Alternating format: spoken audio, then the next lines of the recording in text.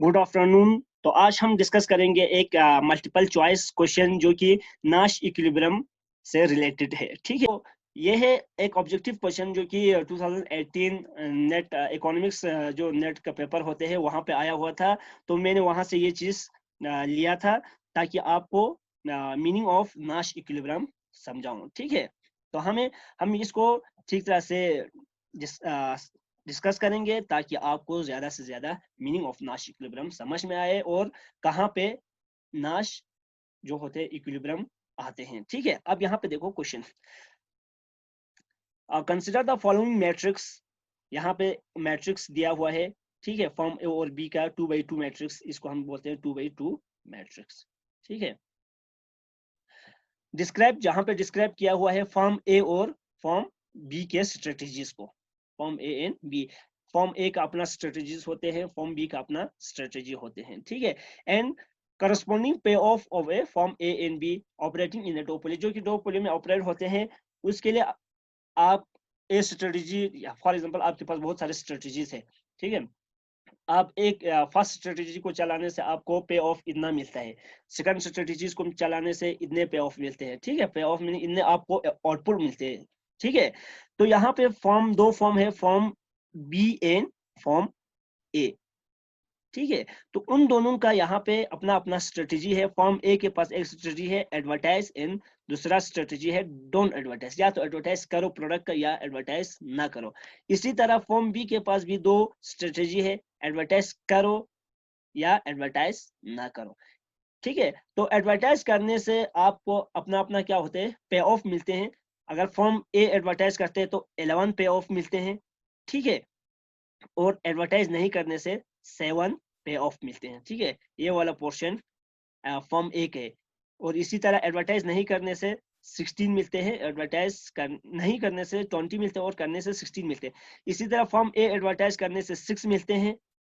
ठीक है, और एडवर्टाइज नहीं करने से 0 मिलते हैं। ठीक, और एडवर्टाइज फॉर्म बी करते हैं तो 9 मिलते हैं, एडवर्टाइज नहीं करने से इसको क्या मिलते हैं, 2 मिलते हैं। ये तो फॉर्म बी और ए का हो गया। अब देखो, which of the following statement is true for the above game. तो अबव गेम के लिए कौन सा स्टेटमेंट सही है। Select the correct answer from the code given below. यहाँ पे हमें 4 ऑप्शन दिया हुआ है, तो उनमें से हमें किसी सही आंसर को, जो भी सही आंसर होते हैं उनको क्या करने हैं, टिक करना है। ठीक है, firm A has no dominant strategy. अभी हमने इस मैट्रिक्स को समझा नहीं है, तो हमें पता नहीं है कि ये इसमें डोमिनेंट स्ट्रेटजी है या नहीं है। या firm B has a dominant strategy, या बी को डोमिनेंट स्ट्रेटजी है या नहीं है, ये भी हमें मालूम नहीं। द गेम हैज ए नाश इक्विलिब्रियम, गेम इस, ये जो वो मैट्रिक्स दिया हुआ है कि इसमें हमें नाश इक्विलिब्रियम फाइंड आउट होता है या नहीं होते, ये भी हमें पता नहीं है। Neither firm A nor firm B has a dominant strategy, ना ये फॉर्म ए को ना बी को, दोनों को क्या नहीं है, डोमिनेंट स्ट्रेटजी है या नहीं है, हमें कुछ मालूम नहीं है। तो हम इसको क्या करेंगे, देखेंगे कि इसमें है या नहीं है। अब देखो क्वेश्चन 2 का, फॉर्म बी, जब फॉर्म बी अपना स्ट्रेटजी चलाते हैं तो उसके हिसाब से फॉर्म ए का रिएक्शन क्या रहते हैं। अब फॉर्म बी देखो, जब फॉर्म बी पहला, फॉर एग्जाम्पल उसका स्ट्रेटजी है एडवर्टाइज, जब फॉर्म बी एडवर्टाइज करते हैं, ठीक है, तो फॉर्म ए का क्या रिएक्शन रहते हैं, क्या ये एडवर्टाइज करेंगे या नहीं करेंगे। अब देखो, एडवर्टाइज करने से उसको पे ऑफ मिलते हैं 11। ठीक, एडवर्टाइज नहीं करने से उसको पे ऑफ मिलते हैं 7। तो आपके हिसाब से इसको एडवर्टाइज करना चाहिए या नहीं करना चाहिए। करना चाहिए, क्यों, क्योंकि 11 पे ऑफ इज ग्रेटर देन 7। ठीक है, तो इसको क्या करना चाहिए, एडवर्टाइज करना चाहिए। ठीक है, तो एडवर्टाइज करने से उसको पे ऑफ कितना मिलते हैं, 11 मिलते हैं, विच इज ग्रेटर देन 7। अब ये हो गया फॉर्म ए का, बी की स्ट्रेटेजी, फर्स्ट स्ट्रेटेजी। अब फॉर्म बी ने अपना स्ट्रेटेजी चेंज किया, डोंट एडवर्टाइज। जब फॉर्म बी ने एडवर्टाइज नहीं किया, ठीक है, तो फॉर्म ए का क्या रिएक्शन रहेंगे, क्या ये एडवर्टाइज करेंगे या नहीं करेंगे। ठीक है, तो फॉर्म बी का एडवर्टाइज नहीं करेंगे, फॉर्म बी एडवर्टाइज नहीं करेंगे, नॉट एडवर्टाइज, 1 सेकेंड, एडवर्टाइज। ठीक है, तो फॉर्म ए क्या करेंगे, this is pay off of firm A A, ठीक है। तो एडवर्टाइज करने से फॉर्म बी जब एडवर्टाइज नहीं करेंगे तो फॉर्म ए एडवर्टाइज करेंगे तो 16 पे ऑफ मिलते हैं, और एडवर्टाइज नहीं करेंगे तो 20 पे ऑफ मिलते हैं। मींस कि फॉर्म ए क्या करेंगे, एडवर्टाइज नहीं करेंगे। क्यों? क्योंकि इसको एडवर्टाइज नहीं करने से 20 पे ऑफ मिलते हैं, और एडवर्टाइज करने से सिर्फ 16 पे ऑफ मिलते हैं। मींस कि 16 इज लेस देन 20। तो फॉर्म ए को क्या करना चाहिए, एडवर्टाइज नहीं करना चाहिए, क्योंकि यहाँ पे 20 पे ऑफ मिलते हैं। ठीक है, तो यहाँ पे है, ये है फॉर्म ए का पे ऑफ, मैक्सिमम पे ऑफ यहाँ पे मिलते हैं इन दोनों पे। ठीक, ये हो गया फॉर्म ए का reaction according to firm B strategies. अब आ जाओ फॉर्म ए पे। ए क्या करेंगे, जब ए अपना स्ट्रेटेजी चलाएंगे तो फॉर्म बी क्या करते हैं। ठीक है, अब देखो फॉर्म ए जब एडवर्टाइज करेंगे, ये हो गया एक पार्ट। ठीक है, जहां पे हमने बी के स्ट्रेटेजीज के हिसाब से ए क्या करते हैं, तो हमें ये कंक्लूजन ये मिलते हैं कि कॉपी पेस्ट मींस कि बी जो करते हैं वो फॉर्म ए करते हैं। ठीक है, जो फॉर्म जब एडवर्टाइज नहीं करते तो फॉर्म ए, जब फॉर्म बी एडवर्टाइज नहीं करते तो फॉर्म ए भी एडवर्टाइज नहीं करते हैं। ठीक है, तो कंक्लूजन यहाँ पे है कि कॉपी पेस्ट, जैसा फॉर्म बी करते हैं वैसा फॉर्म ए करते हैं, कोई अपना अलग से स्ट्रेटजी ठीक करते हैं, है कोई डोमिनेंट स्ट्रेटजी नहीं है। क्यों? क्योंकि जैसा बी करते हैं वैसा ये ए करते हैं, तो ये वाला ऑप्शन हमारा क्या हो गया, सही हो गया। ठीक, अब देखो फॉर्म ए की स्ट्रेटजी के हिसाब से बी क्या करते हैं। ठीक है, जब फॉर्म ए एडवर्टाइज करते हैं, फॉर्म ए जब एडवर्टाइज करते हैं तो फॉर्म बी के क्या रिएक्शन रहते हैं, तो फॉर्म बी रहते हैं, जब फॉर्म बी एडवर्टाइज करेंगे तो 6 पे ऑफ मिलते हैं, तो एडवर्टाइज नहीं करेंगे तो 0 पे ऑफ मिलते हैं। मींस कि आपके हिसाब से फॉर्म बी को क्या करना चाहिए, एडवर्टाइज करना चाहिए या नहीं करना चाहिए, तो एडवर्टाइज करना चाहिए। ठीक है, क्यों?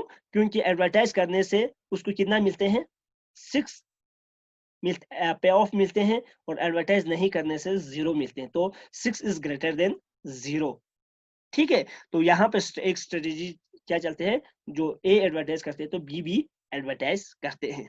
अब देखो, ये हो गया एडवर्टाइज के कंसेप्ट। अब डोंट एडवर्टाइज, जब फॉर्म ए एडवर्टाइज नहीं करेंगे, ठीक है, तो भी फॉर्म बी क्या करेंगे, उसके पास पे ऑफ है, एडवर्टाइज करने से 9 मिलते हैं। ठीक है, एडवर्टाइज नहीं करने से 2 मिलते हैं। ठीक है, तो आपके हिसाब से इसको क्या करना चाहिए, जब फॉर्म ए डोंट एडवर्टाइज करते हैं, मींस कि नॉट एडवर्टाइज। ठीक, नॉट एडवर्टाइज, तो फॉर्म बी क्या करेंगे, क्या एडवर्टाइज करेंगे या नहीं करेंगे। देखो, एडवर्टाइज करेंगे तो 9 मिलते हैं, एडवर्टाइज नहीं करेंगे 2 मिलते हैं, तो उसको क्या करना चाहिए, एडवर्टाइज करना चाहिए 9। ठीक है, एडवर्टाइज करना चाहिए। क्यों? क्योंकि एडवर्टाइज करने से उसको पे ऑफ कितना मिलते हैं, 9 मिलते हैं, जो कि ग्रेटर देन क्या है, 2 है।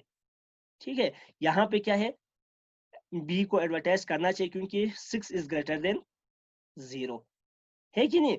तो यहाँ पे जैसा बी करता, ए करते हैं वैसा बी नहीं करते हैं। ठीक है, देखो जब ए एडवर्टाइज नहीं करते तो बी एडवर्टाइज करते हैं। ठीक है, मींस कि ये कुछ अपना अलग सा क्या देते हैं, स्ट्रेटजी। तो इसका मतलब ये है, यहाँ पे कहने का मतलब है कि यहाँ पे बी के पास अपना डोमिनेंट स्ट्रेटजी है कि नहीं। यहाँ पे पता चलता है, जब ए एडवर्टाइज नहीं करते तो बी एडवर्टाइज करते हैं। क्यों? क्योंकि यहाँ पे ज्यादा उसको मैक्सिमम पे ऑफ मिलते हैं। ठीक है, तो इससे हमें ये पता चला फॉर्म बी है से डोमिनेंट स्ट्रेटजी। ठीक, ये वाला भी ऑप्शन सही है।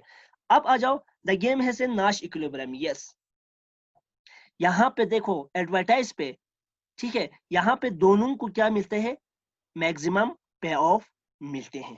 देखो यहाँ पे देखो, एक सिंगल पे ऑफ, मैक्सिमम सिंगल पे ऑफ, यहाँ पे भी इस नीचे वाले जो डिब्बे हैं इसमें भी सिंगल पे ऑफ। तो यहाँ पे एडवर्टाइज में क्या है, मैक्सिमम दोनों के लिए, फॉर्म ए के लिए भी मैक्सिमम पे ऑफ है और फॉर्म बी के लिए भी मैक्सिमम पे ऑफ है। देखो मैंने यहाँ पे दोनों को सर्कल किया हुआ है। ठीक है, यहाँ पे देखो इसमें सिंगल डिजिट को सर्कल किया हुआ है, इसमें सिंगल, इसमें तो बिल्कुल है ही नहीं, ठीक है। तो यहाँ पे जहाँ पे दोनों को मैक्सिमम क्या मिलते हैं, पे ऑफ मिलते हैं, वहां पे हमें क्या फाइंड आउट होते हैं, नाश इक्विलिब्रियम फाइंड आउट होते हैं। मींस कि यहाँ पे भी इस गेम में नाश इक्विलिब्रियम का कंसेप्ट है।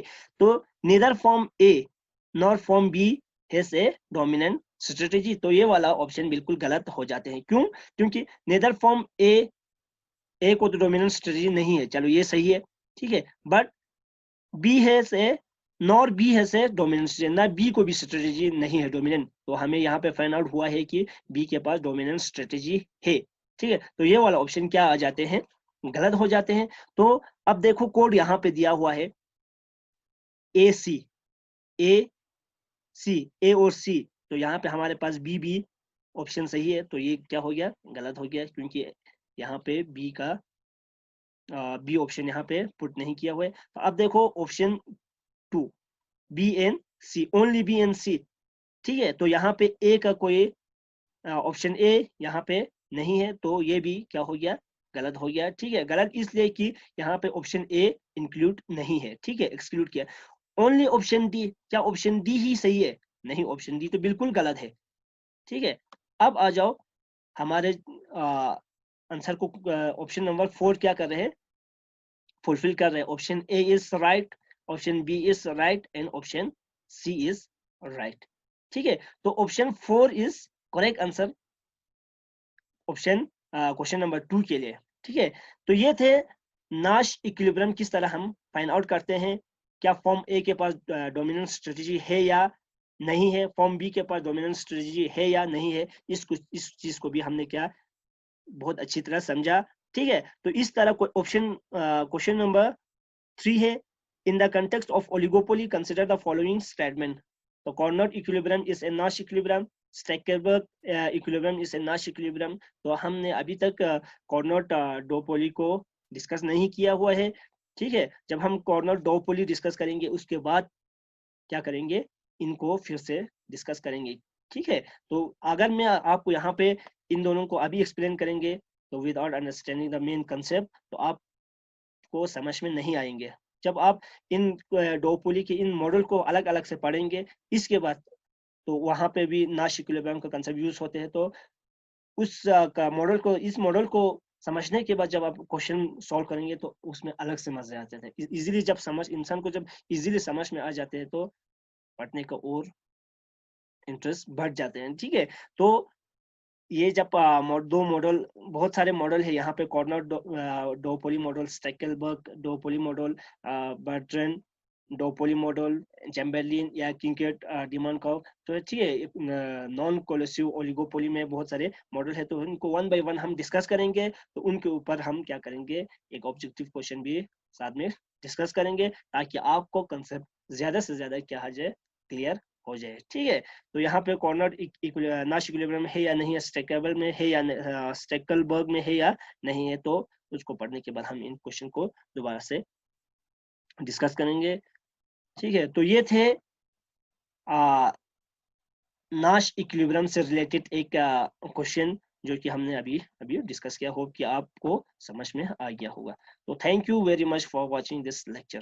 तो अपकमिंग लेक्चर में हम डिस्कस करेंगे कॉर्नर डोपोली मॉडल, ठीक है। तो इसके बाद हम फिर से वही उसी question, second question, third question पे जाएंगे जो कि कॉर्नर डोपोली नाश इक्विलिब्रियम से रिलेटेड है।